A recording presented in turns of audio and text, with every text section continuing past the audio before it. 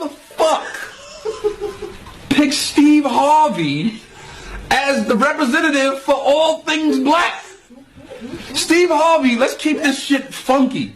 Steve Harvey is on his third marriage.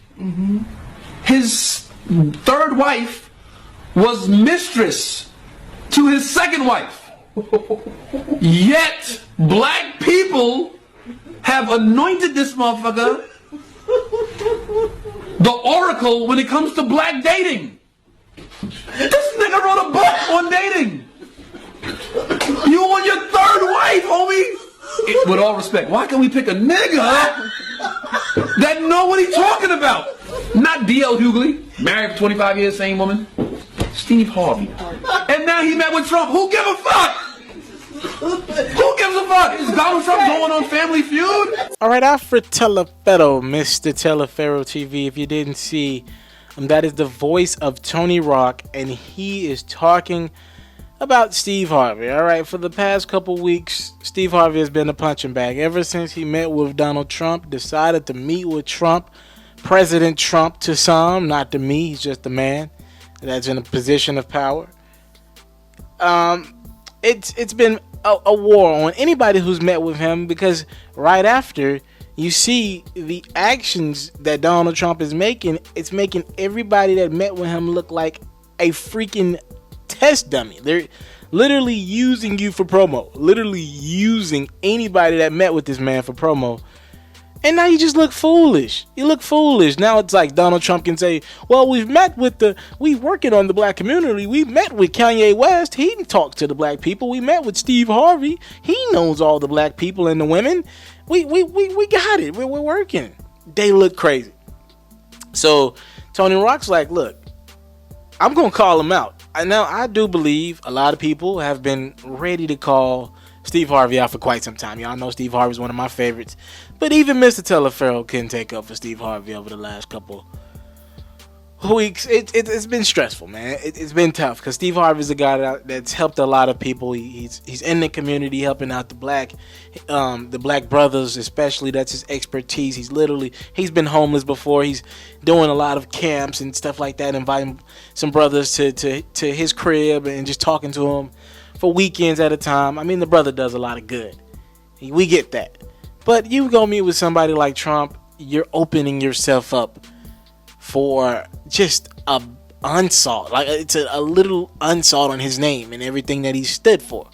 Now, I'm going to address what Tony Rock said on both sides of it. Here's the thing. I don't myself know why we allowed Steve Harvey to write a book about relationships. He has been married 3 times.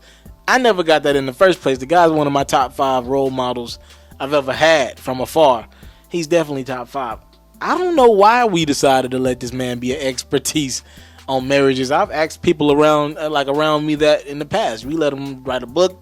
Then we turned around, let him write Think Like a Man, Think Like a Man 2.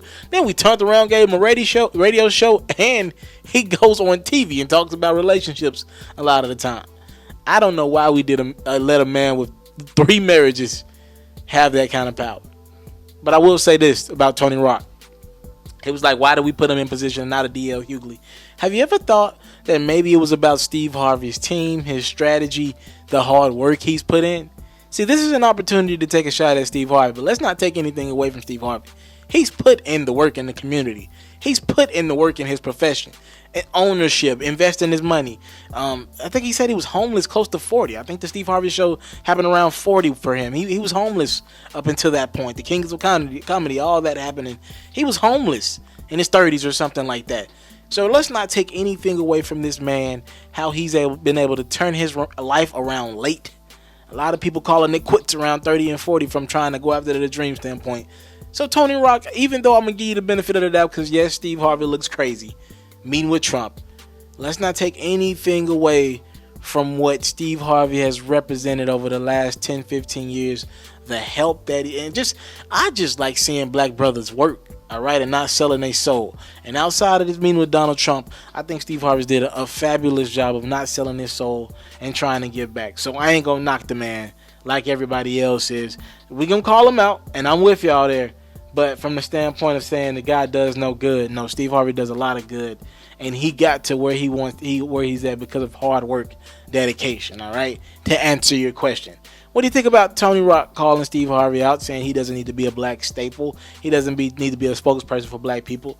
I want to know your comments on this one. It's going to be pretty mixed, but I love these conversations in my comment box. Thank y'all for the time, love, and support. I don't take it for granted. My website, it drops March 1st. We ready, guys. Thank y'all for the time, love, and support. Salute. If you're looking to book me for an interview, video, or by phone, if you're looking to have your music or your skill featured on my daily podcast, if you're looking to book me for a speaking engagement to help motivate some kids, if you're looking to have me rock some of your clothing to help promote your brand, make sure you hit me up at booking@ismrtelefarrell.com. Again, that's booking@ismrtelefarrell.com.